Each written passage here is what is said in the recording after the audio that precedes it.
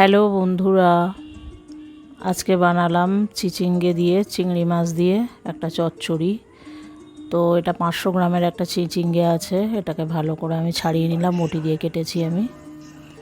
এরম গোল গোল গোল করে half half চেলা করে বীজগুলো ফেলে দিয়ে সুন্দর করে কেটে নিলাম। তার সাথে আমি 2টো আলু দিয়েছি। যে আলুগুলো কেটে নিলাম, এরকমই লম্বা লম্বা ভাজার আলু টাইপের, এরকম টাইপের করে কেটে নিলাম। কেটে নিয়ে এদিকে চিংড়ি মাছটা আমি ছাড়িয়ে নিয়েছি, এতে নুন হলুদ দিয়ে মাখিয়ে ওই 2-4 মিনিট মতো রেখে দিলাম। এদিকে আমার সবজি কাটা রেডি। আর এখানে আমি একটা বড় পেঁয়াজের আধখানা পেঁয়াজ দিয়েছি। আর চিংড়ি মাছ 150 গ্রাম মতো আছে। এখানে আছে জিরে গুঁড়ো, লঙ্কা গুঁড়ো, হলুদ গুঁড়ো, ধনে গুঁড়ো, আর এখানে আছে সামান্য, একদম সামান্য আদা, একটু 2টো কাঁচা লঙ্কা আর 4-5 কোয়া রসুন বাটা। এখানে হচ্ছে সর্ষে আর পোস্ত বাটা। তো আমি তেল দিয়ে দিলাম কড়াতে। তেল দিয়ে চিংড়ি মাছগুলো আমি হালকা করে ভেজে নেব।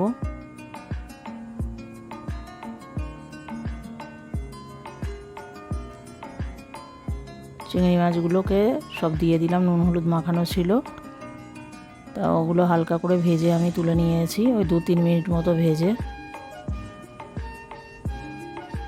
তো অন্য সময় আমি আলু চিচিঙ্গে আলাদা আলাদা করেও ভেজে করি, কিন্তু এটা আমার একটুখানি তাড়াতাড়ি করে নিলাম। যে মাছগুলো ভাজা হয়ে গেছে, ওতে আর 2 পলা আমি তেল দিয়েছি, দিয়ে আমি 5 ফোড়ন দিলাম। দিয়ে 5 ফোড়নটা একটুখানি ফুটে গেলে ওখানে পেঁয়াজ দিয়ে দিলাম। হাফ পেঁয়াজ দিয়েছি আমি, বেশি পেঁয়াজ দিইনি। দিয়ে পেঁয়াজটা দিয়ে একটুখানি ভালো করে নাড়াচাড়া করে ভেজে সব মশলাগুলো আমি দিয়ে দিলাম। আর সামান্য একটুখানি মশলা ধোয়া জল দিয়ে দিলাম। দিয়ে মশলাটাকে ভালো করে কষিয়ে নিয়ে এই যে আলু আর চিচিঙ্গে একসাথে দিয়ে দিচ্ছি আমি। তাই এটা ভালো করে 2-4 মিনিট 5 মিনিট ধরে ভালো করে আমি একটু নেড়ে নিয়ে এবার নুন দিয়ে দিলাম। আর টেস্ট মতো চিনি দিলাম আর কি, যারা যেরকম চিনি খাবেন সেরকম দেবেন।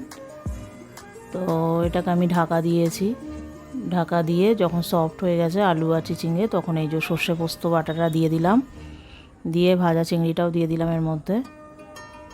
দিয়ে ভালো করে এটা আমি মিশিয়ে দিচ্ছি।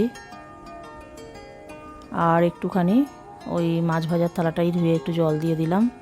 দিয়ে এটা আমি ঢাকা দেবো একটু 2-4 মিনিটের জন্য। তো বন্ধুরা, যাদের আমার রান্না ভালো লাগে প্লিজ একটু আমার চ্যানেলটা সাবস্ক্রাইব করবেন আর একটা লাইক দেবেন।